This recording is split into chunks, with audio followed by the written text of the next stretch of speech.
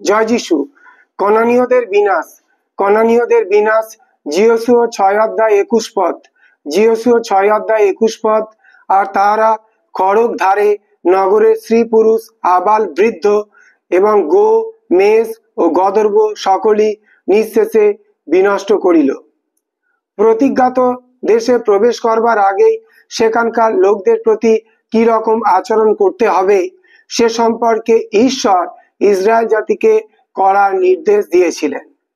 তিনি তাদের বলেছিলেন যে এই জাতিগণকে সম্পূর্ণরূপে বিনষ্ট করে ফেলতে হবে, কিন্তু এই জাতিদের যে সকল নগর তোমার ঈশ্বর সদাপ্রভু অধিকারার্থে তোমাকে দেবেন সেই সকলের মধ্যে শ্বাস বিশিষ্ট কাউকেও জীবিত রাখিবে না। তুমি আপন ঈশ্বর সদাপ্রভুর আজ্ঞানুসারে তাহাদিগকে হিত্তীয়, ইমরীয়, কনানীয়, পরিসীয়, হিব্বীয় ও জিবুসীয় দিগকে নিঃশেষে বিনষ্ট করিবে।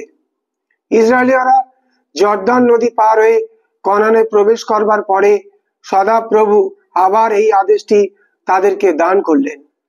জিওসীয় পুস্তকের লেখক বিভিন্ন সময়ে বলেছেন যে সদাপ্রভুর আদেশেই ইসরায়েলরা নগর সমূহকে এবং কনানীয়দেরকে ধ্বংস করেছিল। নূতন নিয়মের বিশ্বাসীরা অনেক সময় চিন্তা করেন যে কিভাবে এই গণহত্যার আদেশ ঈশ্বরের ভালোবাসা, ধার্মিকতা ও বাইবেলের অন্যত্র পাওয়া মন্দতার প্রতি ঘৃণার ও প্রত্যাদেশের সঙ্গে সামঞ্জস্যপূর্ণ হতে পারে। জিরিয় নগরের বিনাশ এমন এক বিবরণ যেখানে পাপে পূর্ণ ও বেপরোয়া দুষ্ট লোকদের উপরে ঈশ্বর তার ধর্মময় বিচার দণ্ড নিয়ে এসেছিলেন। অর্থাৎ ঈশ্বর সেই নগরের এবং কনানের অন্যান্য অধিবাসীদের সমূলে বিনষ্ট করেছিলেন, কারণ তারা নৈতিক অধঃপতনে সম্পূর্ণরূপে নিজেদেরকে সমর্পণ করেছিল। প্রত্নতত্ত্বের বিবরণ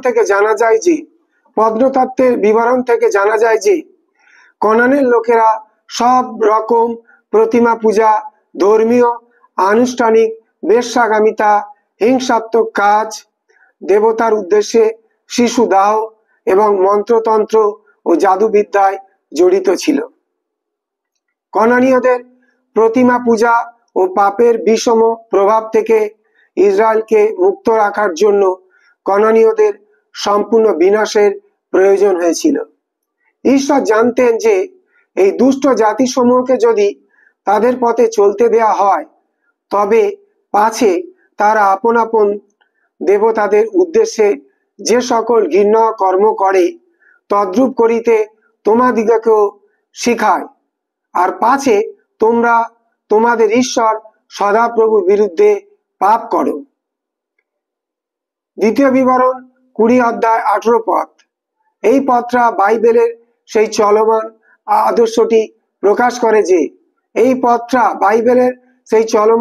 আদর্শটি প্রকাশ করে যে ঈশ্বরের লোকদেরকে তাদের চতুর্দিকের মন্দতাপূর্ণ সমাজ থেকে নিজেদেরকে আলাদা করে রাখতে হবে।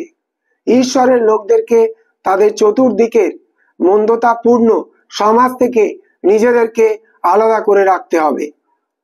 কনানীয় শহরগুলি ও সেই সঙ্গে তার মধ্যকার লোকদের বিনাশ ঈশ্বরের ন্যায় বিচারের একটি মৌলিক আদর্শ সম্পর্কে শিক্ষা দেয়। যখন একটা জাতির অপরাধ পূর্ণ হয় ও তা উপচে পড়তে থাকে তখন ঈশ্বরের অনুগ্রহের স্থানে তার বিচার দণ্ড নেমে আসে। ইতিপূর্বে মহাপাবনের সময়ও ঈশ্বর এই একই আদর্শ কাজে পরিণত করেছিলেন।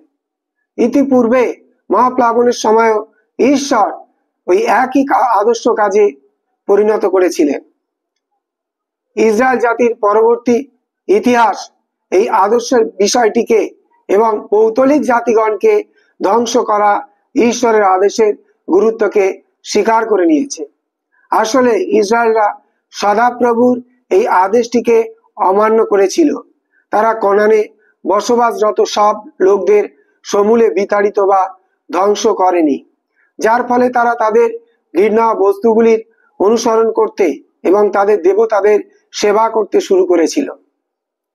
এই ধর্মভ্রষ্টতার প্রতিক্রিয়ায় ঈশ্বর যা করেছিলেন সেই কাহিনী বর্ণিত হয়েছে বিচার কর্তৃকগণের বিবরণে। সবশেষে বলতে হয় যে কনানীয়দের সেই প্রজন্মের বিনাশই হলো শেষকালে অধার্মিকদের উপরে ঈশ্বরের চূড়ান্ত বিচারের এক প্রতীক চিহ্ন ও পূর্বাভাস। সমস্ত অধার্মিক লোকদের বিচার করবার এবং তাদের বিরুদ্ধে যুদ্ধ করবার জন্য ঈশ্বরের দ্বিতীয় এবং খাঁটি যিশু অর্থাৎ প্রভু যীশু খ্রিস্ট তার সমস্ত স্বর্গীয় বাহিনী সহ নিজ ধার্মিকতায় নেমে আসবেন। প্রকাশিত বাক্য 19 অধ্যায় 11 থেকে 21 পদ। যত লোক তার অনুগ্রহ ও পরিত্রাণের দান অগ্রাহ্য করে পাপের মধ্যে রয়েছে তারা তৎকালীন কনানীয়দের মতো ধ্বংস হয়ে যাবে। যত লোক তার অনুগ্রহ ও পরিত্রাণের দান অগ্রাহ্য করে পাপের মধ্যে রয়েছে তারা তৎকালীন কনানীয়দের মতো ধ্বংস হয়ে যাবে। জগতের সমস্ত শক্তির পতন ঘটিয়ে ঈশ্বর এই জগতে তার ধার্মিকতার রাজত্ব প্রতিষ্ঠা করবেন। জগতের সমস্ত শক্তির পতন ঘটিয়ে ঈশ্বর এই জগতে তার ধার্মিকতার রাজত্ব প্রতিষ্ঠা করবেন। জয় যিশু।